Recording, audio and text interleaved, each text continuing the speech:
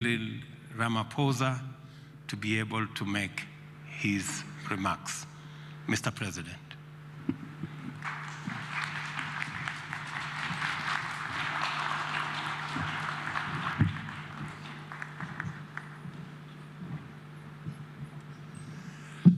Thank you. Let's be seated, please. Your Excellency, President Dr. William Ruto, ministers from both our countries, South Africa and Kenya, business leaders who are here present with us. I'd like to convey my joy and my special thanks to you, my dear brother, for inviting myself and my delegation to come to your beautiful country, but more especially as your first state visitor guest during the first part of your presidency. Thank you very much. You've given us more than a warm welcome to Kenya. Having been to Kenya a number of times, this has been a very special visit, largely because of the manner in which the discussions between our two delegations have really gone to great success and to new heights. Your country is not only known for the stunning beauty of this great country, but it is also known as a powerful economy in East Africa. And we see South Africa and Kenya having a symbiotic relationship in a number of areas. There's so much that we have in common, that we share. Our value system is very similar. The principles that we uphold, very, very similar.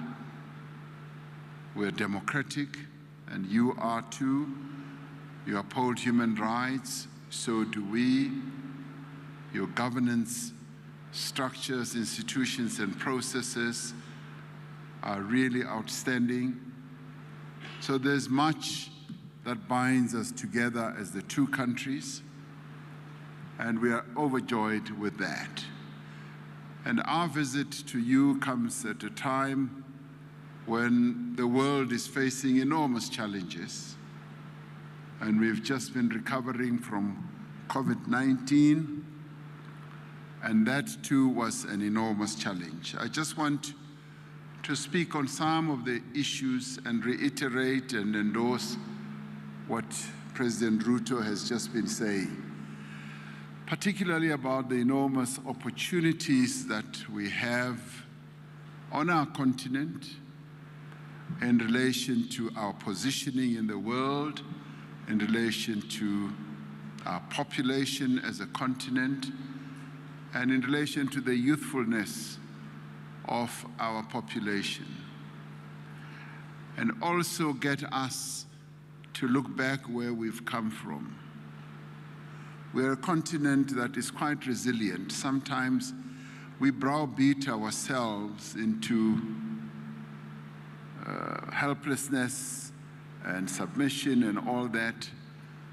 I've always enjoyed President Museveni's take on our continent when he says, we are a continent of resilient people because we are survivors. We survived the most brutal form of punishment that was ever exerted on a people in the history of the world, colonialism. And they sought to wipe us out and to destroy us, but we survived. And we've emerged as independent countries, proud of our identities and surging forward. I mentioned COVID advisedly because as the world was gripped by this massive pandemic, as a continent we were able to distinguish ourselves in the manner in which we approached and we addressed COVID. We were the only continent that during this horrific pandemic were able to unite and to act as a continent in an integrated manner. If you ever want to talk about African integration, I saw it with my own eyes during COVID, when right at the outset of the pandemic, we developed a strategy, an African strategy of how to address and to approach COVID. And no other continent that I know of, even to a little extent Europe, was able to develop as good a strategy as we did. And that spoke to our integration. And we lived up to the strength, the resilient strength, and possibly hidden strength that we have as Africans who have survived a whole lot of other terrible things that were done to us as a people. And having developed that strategy, when the world was at sixes and ninths, trying to get personal protective equipment, and when all countries were running all over the world, overpaying for PPEs and what have you, going to suppliers all over the world, China, Europe, and being overcharged. We united once again and established an African medicine supplies platform where we all got together and started buying our PPEs at reduced prices. That too was phenomenal, and we did it because we became integrated and united. Whilst that was going ahead, the era of vaccines came to the fore, and once again, we united and put together a vaccine acquisition entity. No other continent put up a vaccine acquisition entity like we did. And we were able to procure and amass vaccines in the most effective manner. And that to me showed us that working together, precisely the point that President Ruto was making, we are able to achieve enormous feats and demonstrate to the world. And in fact, the world was quite surprised at the manner in which Africa was able to unite and address a pandemic like this. So if we work together, we're able to achieve much more than what we imagine. President Ruto speaks about climate change, where now our countries are being ravaged by climate change, droughts, floods, fires, pests, you name it.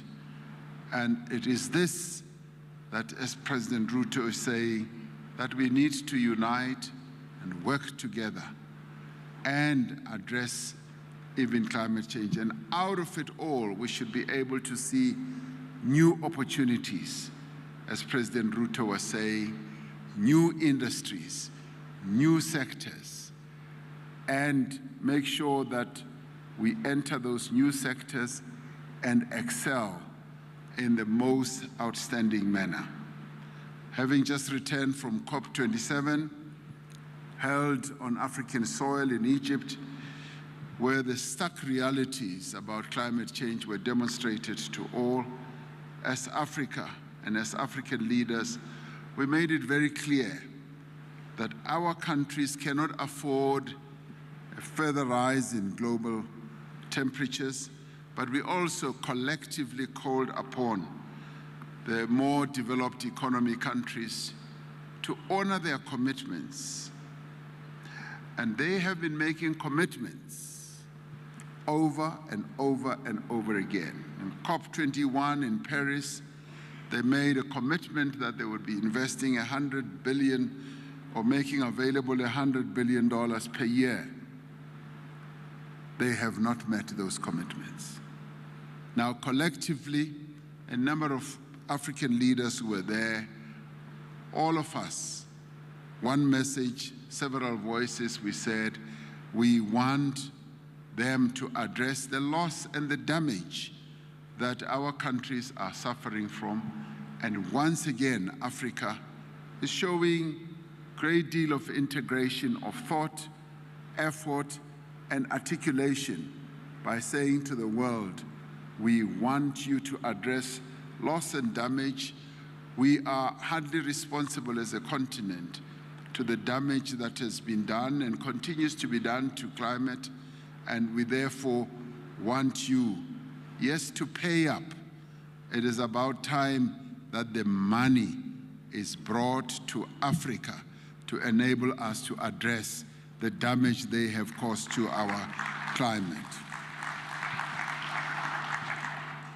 So, being here at this business forum, for me, and as President Ruto was saying, based on what we've been able to do in the past and the positions that we've collectively taken as a continent, it brings forward an important opportunity and message about what the business community should be able to do, working together with your various governments, for us to search forward to address the issue of integration.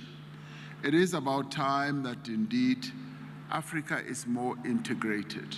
When we look, as President Ruto correctly said, when we look at other continents, especially Europe, their intertrade is up to 70%, and ours is a paltry less than 20%. And when you go into the markets that we have, as you go into our markets and when you pick up goods, I often begin looking where these goods are made. And I get appalled when I realize that goods that we could have made ourselves on the continent are imported from other environments in the world. And this is what we now need to live up to and address the issues that hold us back. What is it that holds us back? And here I speak to us as business and also as government. What's holding us back seems to be fear.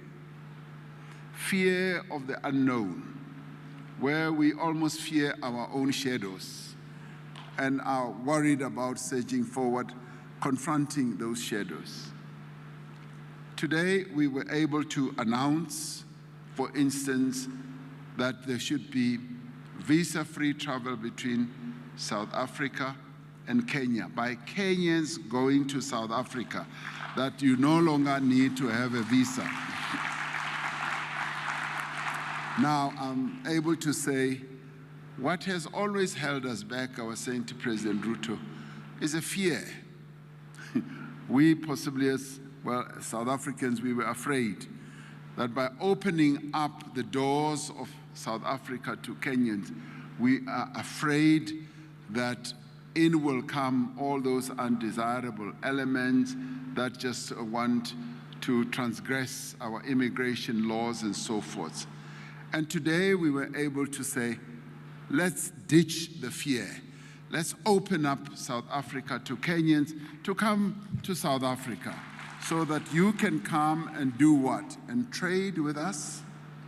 You can come and do business. You can come and be tourists. Yes, you can come and learn.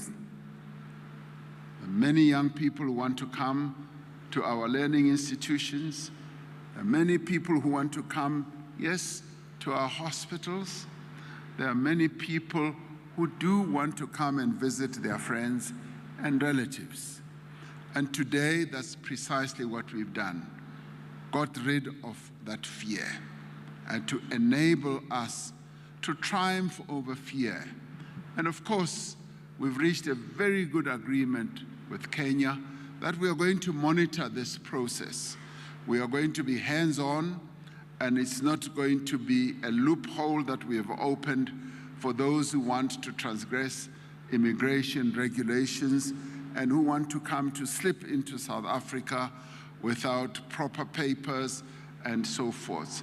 And Kenya has been bold enough, getting rid of its own fear. It's been bold enough to say that there will be a return policy. Those who have gone to South Africa wrongly will be returned back to Kenya. And that is very positive, and we welcome that. So the reciprocal nature of our dealings have been powerful. But I must say, President Ruto is action-oriented. There were two of us sitting together, and he looked me straight in the eye, and he said, President, this has to be addressed between the two of us. Let us take the leap. And he is very good at he looks very fit, and I think maybe, I don't know whether he was a boxer or whatever, and was able to twist my arm.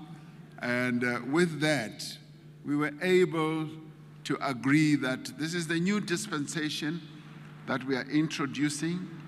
It's courageous, it's bold, and it is aimed at improving the relationship between Kenya and South Africa and build that strong foundation.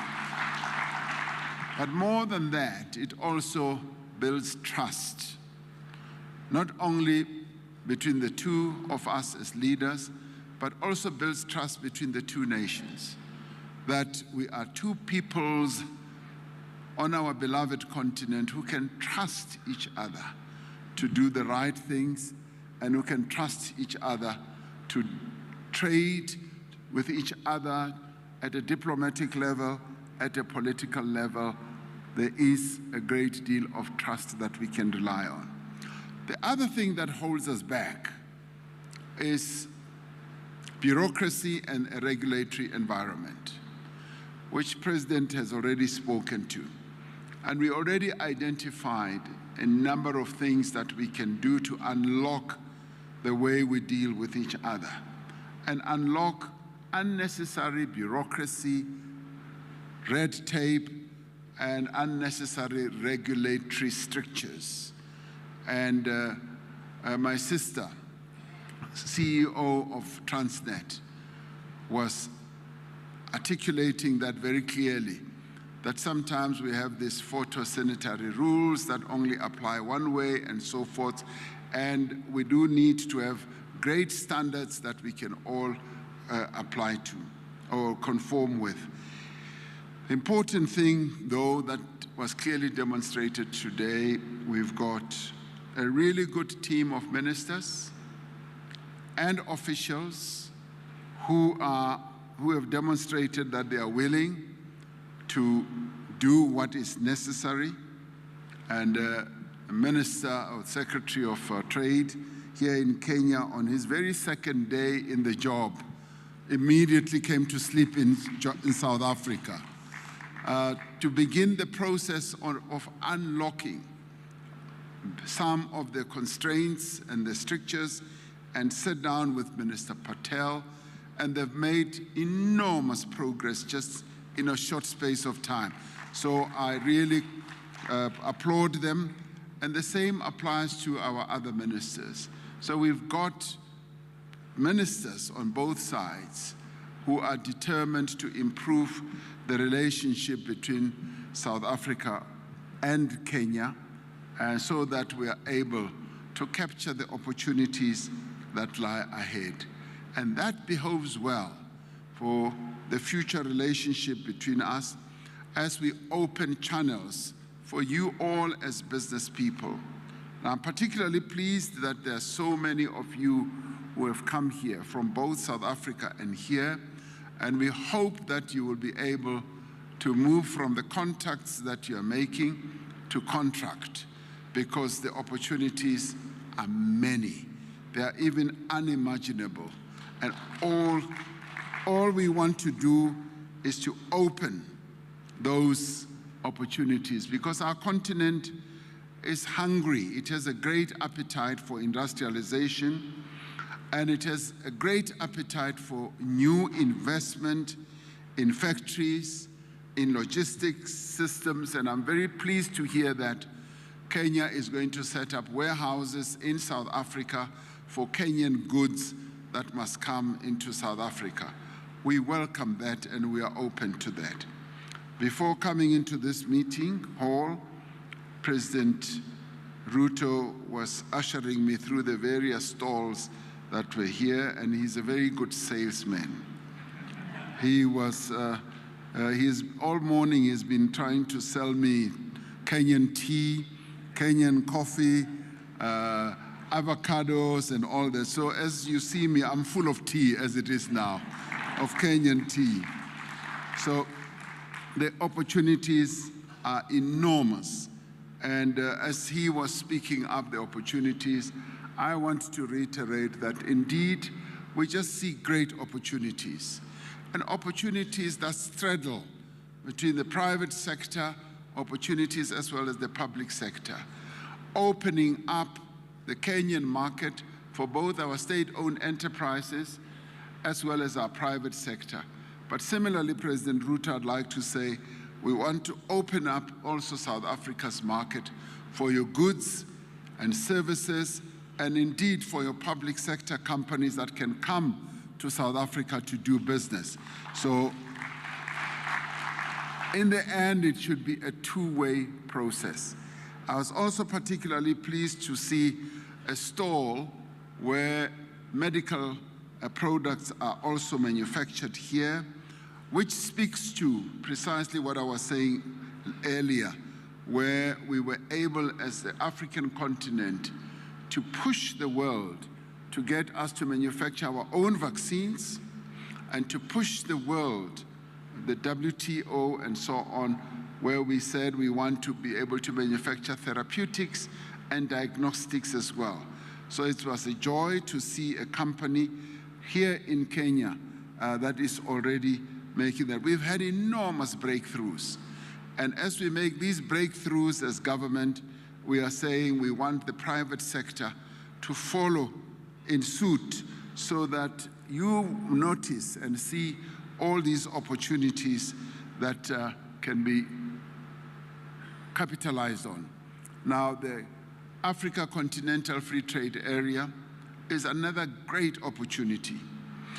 Despite the little hurdles that are in place where we are supposed to get a few countries to unlock the full-blown implementation of the Africa Continental Free Trade Area, and we are going to do that. In our own neighborhood, we have to get Lesotho to come along, the country that you didn't want to mention. We will do so.